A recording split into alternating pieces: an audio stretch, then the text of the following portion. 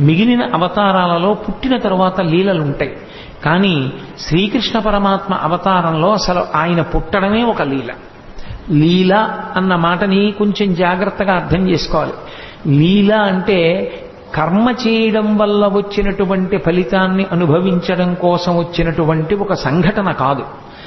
పరమేశ్వరుడు తనంత తాను కల్పించుకుని లోకానికి ఒక పాఠం నేర్పడం కోసమని చేసినటువంటి క్రియ.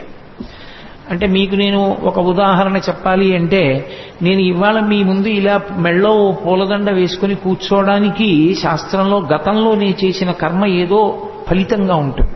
కాబట్టి నాకు ఇవాళ ఈ విషయం మీద ప్రసంగించడానికి పరమేశ్వరుడు ఒక అధికారం ఇస్తాడు.